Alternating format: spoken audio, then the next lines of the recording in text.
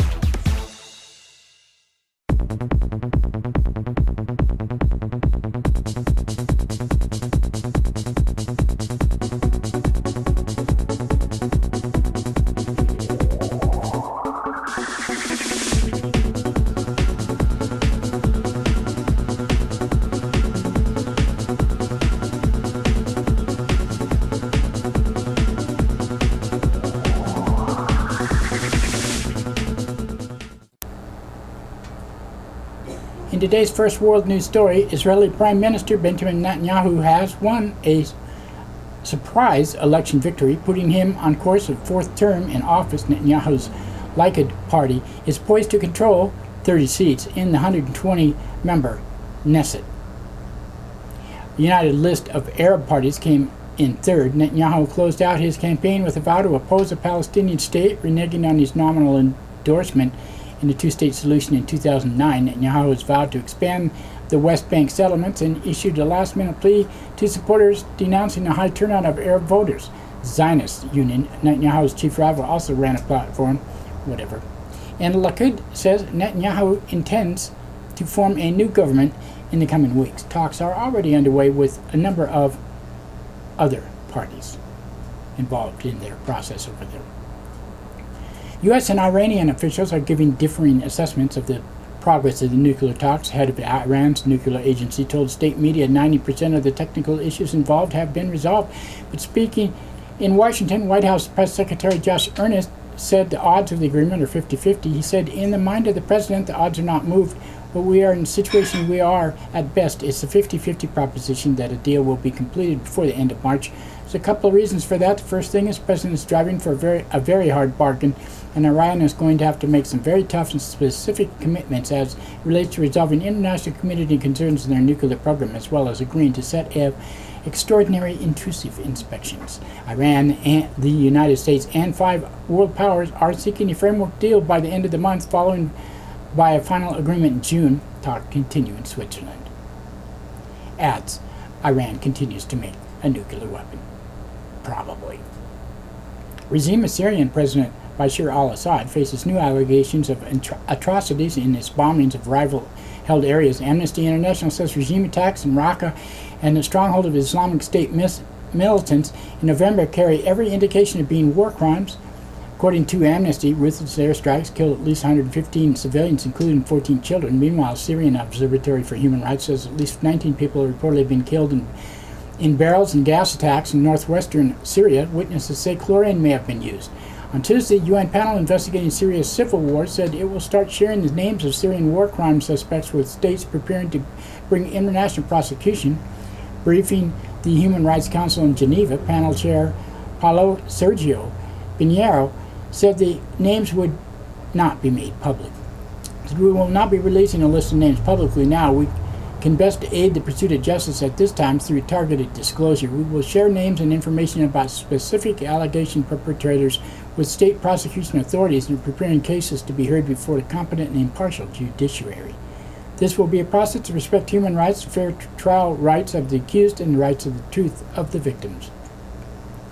Syrian state media claims Assad forces have shot down a U.S. drone. If confirmed, it is the first such downing of U.S. aircraft since the Obama administration began bombing Islamic State Muslim terrorist targets in Syria last August.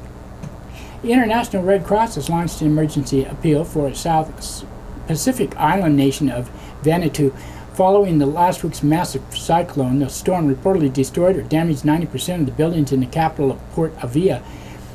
Red Cross official Simon Eccleshall said the impact is still an assessment. Overnight, we have launched an emergency appeal to Vanuatu tropical cyclone Pam to the tune of $3.9 million.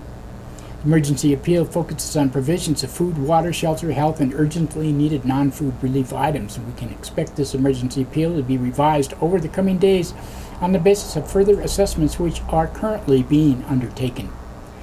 Typhoon left some 3,300 people homeless, but the number is expected to rise as aid workers reach Vanuatu's outer islands. House Republicans have unveiled a new project planning to cut spending by $5.5 trillion over 10 years. Measure increases our military spending, which is needed, by adding $40 billion to emergency war funds and slashing some $1 trillion in funding of social services. The plan also demands Obamacare's full repeal. Speaking after St. Patrick's Day meeting with the Irish Prime Minister, President Obama criticized the Republican proposal and said, "I should mention that I was hoping a little luck the Irish, as the Republicans put forward their budget today, unfortunately what we're seeing right now is a failure to invest in education and infrastructure and research and national defense, all the things that we need to grow, to create jobs, to stay in the forefront, and to keep our country safe. It's not a budget that reflects the future. It's not a budget that reflects growth." Unquote. Congressional Democrats are opposing new secrecy surrounding the proposed Trans-Pacific Partnership, or the TPP. The United States is in talks with 11 Latin American countries and Asian countries of a sweeping trade pact covering 40% of the global economy. Its provisions are mostly kept secret. Briefing has sent lawmakers in Washington, D.C., but they are not able to discuss publicly because the meeting has been deemed classified. Rosa DeLauro, a representative of Connecticut, said White House is being needlessly secretive, adding if the TPP would be as good as American jobs as they claim, there should be nothing to hide. Democratic Representative Alan Grayson said the only purpose of classifying this information is to keep it from the American people. I thought his party was in charge. Head of the Secret Service has appeared before Congress to answer questions over the incident involving two agents who drove drunk into a security barricade at the White House. Agents allegedly drove through an active investigation directly next to a suspicious package. While officers at the scene wanted to arrest the agents, administrative sobriety tests, Superior order their release without tests. Questioned by Congressional member Nita Lowey, Secret Service Director Joseph Clancy said he learned of the incident days later. And she said, this latest episode seems to be more evidence of a cultural issue that has been adequately addressed by changes in senior management. And Clancy said, it's going to take time to change maybe some of this culture. There's no excuse for this information not to come up the chain. I'm frustrated. I'm very frustrated. We didn't know about this. I didn't know about it until Monday. Well, maybe you should watch the news once in a while. You'd find out things a little quicker. Republican Congress member has announced a resignation following controversy over using taxpayer money to build something. Aaron Schock of Illinois spent $40,000 to redecorate an office and restyle a television drama, Downtown Abbey. Schock was also dogged by reporters in improprieties for his private jet and things like that. Missouri has executed a mentally ill and disabled prisoner by lethal injection. Cecil Clayton was missing 1/5 of his frontal lobe as a result of a work accident. Years after the injury, he was arrested for killing a police officer and sentenced to death despite his apparent confusion over the crime. Psychologists concluded Clayton's execution would violate the Constitution's ban on executing insane or intellectually disabled. But Missouri Supreme Court refused 6 times to hear the case, and last-minute appeal in the U.S. Supreme Court failed. Thousands of people are protesting the European austerity policies in a rally in Frankfurt, Germany. A crowd of around 10,000 people is gathered outside the new headquarters of the European Central Bank. At least 2 police cars and other properties reportedly had been set ablaze after hardline activists lit fires. Kind of look like the killer clowns. Largest group of Presbyterian churches in the United States has voted to approve same-sex marriage. Decision by Presbyterian Church USA broadened the definition of marriage in the church constitution from being between a man and a woman to being between 2 people, and traditionally a man and a woman. Reverend William Blake Spencer, a gay pastor in New Jersey, told the New York Times some of us are calling it Liberation Day. Spanish housing activists here's another story. Spanish housing activists protest Blackstone Group in New York City. Spanish activists and local house groups have rallied in front of headquarters in private equity firm Blackstone Group in New York City to protest expanding role in the global housing market. Following a global financial crisis, Blackstone has been set in the forefront of the Wall Street housing takeover, becoming the largest owner of single-family rental homes in the United States. Spanish activists are seeking to halt Blackstone's purchase of bulk of mortgages from the Spanish bank, which received a bailout with public funds. They say the sale would paralyze attempts by hundreds of families to negotiate better conditions and avoid eviction. At the end of the protest, the image of the giant vulture and words "Stop Displacement" and "Blackstone Vulture" were projected onto the front of the Blackstone's Midtown headquarters. Victor Casanova from Maria Granate, New York, said the fight against Blackstone is global. We think this is a global fight. The platform and people affected by mortgages is doing a lot of work to stop evictions in Spain. There's other organizations doing similar things in the United States. We want to bring the protests here, there, or here. This is a place where decisions affecting thousands of families are being taken, and we want to tell people that they're leaving their work right now. We are not allowing these things to happen. Sorry for no pictures on that, but I missed that story. And that's it for the World News today. Now, thanks to one of our underwriters who support your only visual video news media in Nevada County. That's right, it's us, GVTV News.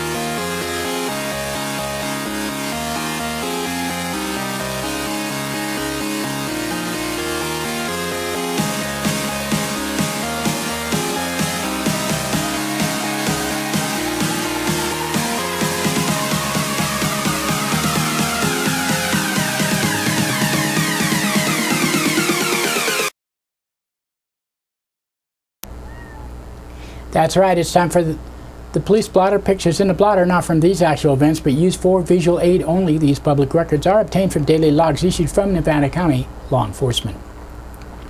Grass Valley Police Department on Monday, 12:29 p.m., caller from Plaza Drive and Brunswick Road reported a person possibly selling drugs from a truck.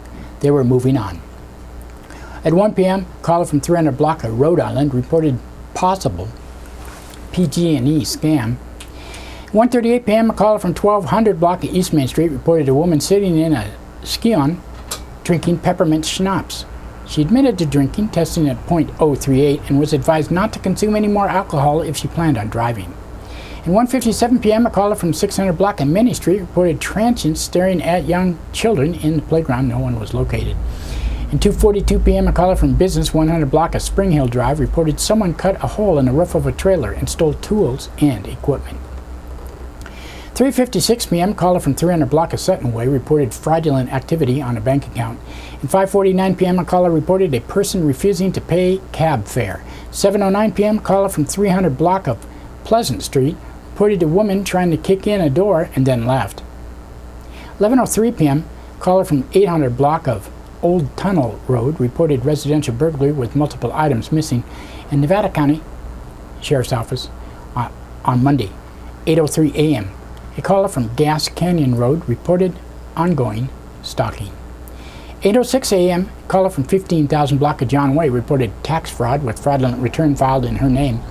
At 9 a.m., a caller from Laura Colfax and Mount Olive Roads reported a dog chasing bike riders. At 9:07 a.m., a caller from 10,000 block of West Drive reported finding 3 purses in front of her residence. At 12:26 p.m., a caller from 17,000 block of Chaparral Drive reported a raccoon acting strange, possibly rabid. 1:26 p.m., caller from Highway 20 and Washington Road reported vehicle had flipped over and was transferred to the CHP. At 4:07 p.m., caller from 12,000 block of Vicky Drive reported a fraud. At 4:23 p.m., a caller from 16,000 block of Bobcat Court reported a skunk stuck in a fence. 8:09 p.m., a caller from a man from 21,000 block of Mason Way reported vandalism to a vehicle. 8:39 p.m., a caller from 17,000 block of Cattle Drive reported a possible burglary to a vehicle. At 12:29 p.m., a caller from 12,000 block of Nevada City Highway requested that people turn off their chainsaws. A man was arrested on suspicion of being under the influence of a controlled substance and violating probation. Nevada City Police Department on Monday, 3:37 p.m., caller from 900 block of Maydew Avenue reported a man slammed a small black dog to the ground and then kicked it. He could not be located. Poor puppy. 6:32 p.m., a woman from Nevada Street reported residential burglary. Yep, there she is. And that's it for the blotter today. And now another thanks to one of our underwriters who supports your only visual video news media in Nevada County. That's right, it's us. GVTV News.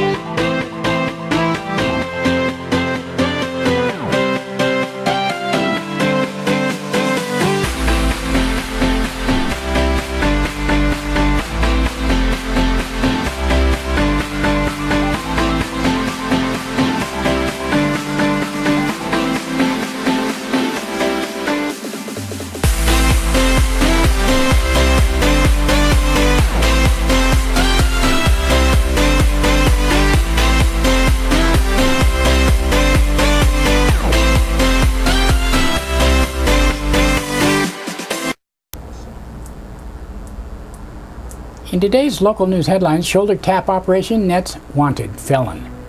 And town hall meeting set for Dollar General in Alto Sierra. A convicted felon wanted for violating probation was arrested Saturday during a shoulder tap operation by Nevada County Sheriff's deputies. Deputies were out in a State Department of Alcohol Beverage Control detail set up to deter locals from buying alcohol for minors, said Lieutenant Bill Smithers. While we were set up on Colfax Avenue, we saw a black Mercedes drive by and recognized the driver as a person who was wanted. James Gerald Zanola Young, 22, was subsequently stopped and detained without incident on Highway 174 and Bartlett Drive, Smathers said. A subsequent search of his vehicle reportedly uncovered a bag belonging to him that contained brass knuckles and an undisclosed amount of heroin. Zanola Young was arrested on suspicion of violating parole and mandatory supervision, possessing a controlled substance, possessing brass knuckles, and an outstanding warrant. He was being held without bail and is set to appear in court March 20th. He has been arrested in May 2014 and charged with assault with a firearm, shooting at an inhabited dwelling, discharge of a firearm with gross negligence, and being a felon in possession of a firearm. In October, he pleaded no contest to gun possession charges and was sentenced to 180 days in jail and 3 years probation. A probation violation was filed with the court in January, and a bench warrant was issued. Zanola Young has been sentenced to 5 months in jail in November 2011 after both the prosecutor and the judge warned him that he needed to turn his life around. Zanola Young, 19 at the time, was arrested in September of that year, and Grass Valley police officers were called to a 200 block of Dorsey Drive in response to multiple calls of shots fired. Zanola Young was found with a loaded handgun and a sawed-off shotgun.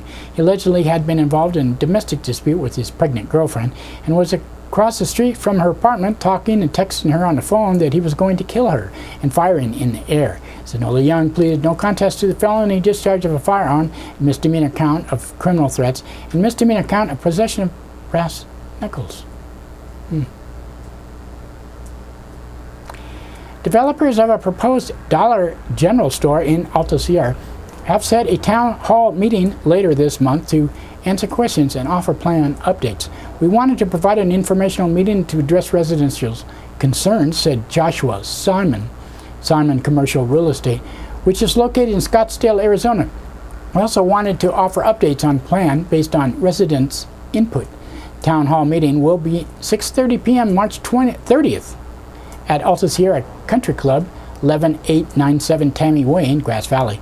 In particular, Simon said that there would be presentation of a new store site design that removes any access to or from Little Valley Road. Plans presented in last week's contentious hearings before Nevada County Zoning Hearing Administrator Brian Foss had included Little Valley Road as a secondary entrance for emergency vehicles and deliveries. The main entrance of the proposed 9,100 square foot store is 10166 Alta Sierra Drive. At the March 11th hearing, Foss said that the Little Valley Road access to be eliminated from the plan. He said removing the entrance would improve traffic safety, reduce the need for excess grading, and possibly save some of the 63 trees slated for removal. In order to allow time to make changes, Foss postponed a decision on the project, continuing the hearing at 1:30 p.m. April 8th at the county's Road Administration Building in Nevada City. At least some residents were protesting the short notice given to residents before the March 11th hearing. As a resident and homeowner of Alta Sierra, I find it disconcerting that a majority of people living here yet to be informed or given an opportunity to voice their opinion, said Kimberly Padilla of Alice Way in March 6th email to Nevada County Supervisor Chair Ed Schofield, who represents the county's 2nd district that includes Alta Sierra. This project will greatly impact traffic flow in and out of Alta Sierra, increasing traffic pollution, decreasing the natural beauty of our neighborhood, and potentially lowering home values, Padilla said. I do not want this construction to move forward, and many of my neighbors feel the same. Although all speakers at the March 11th hearing were opposed to the store's project, Simon said he has letters of support from more than 40 Alta Sierra business owners and residents. Since the March 11th hearing, Nevada County Principal Planner Tyler Barrington has set up a link on Nevada County website, mynevadacounty.com, for other neighbors who wish to make comments. To access the link, you visit mynevadacounty.com/nc/planning/pages/dollar-general-alta-sierra.aspx. Hope you wrote that down. Email comments are also sent to Barrington prior to April 7th. Nevada.ca.gov, whatever it is. Sorry, I just can't read these things that fast. And I've been to a dollar store. I say no. Of the 81 responses counted in the survey, 44 were against the project, 35 in favor, and 2 people who had no opinion. Some 36 additional responses were received in December 31st survey deadline and were not counted. A copy of the survey is posted on the website along with numerous other documents related to the project. I think it would be a good retailer for this area, said one of the comments accompanying a yes response. I've experienced the Dollar General store in my little hometown in Illinois, and good things happen. I hope it will create little competition between the gas station and the market, which in my opinion need to clean up and update. Commenter added. Accompanying the no comment was another view, which said, a dollar store or other discount store does not fit the shopping profile of Alta Sierra residents and would create unwanted traffic, the survey commenter said. There is a dollar store less than 10 miles away and serves those shoppers. It also has a vacant parking lot like 90% of the time. Go see it. You'll see why.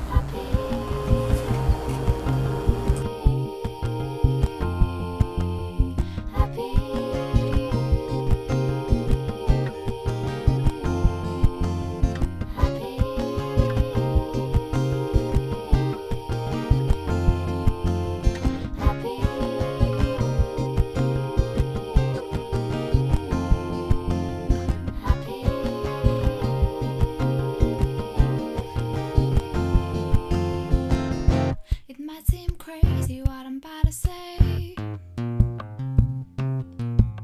Sunshine, she's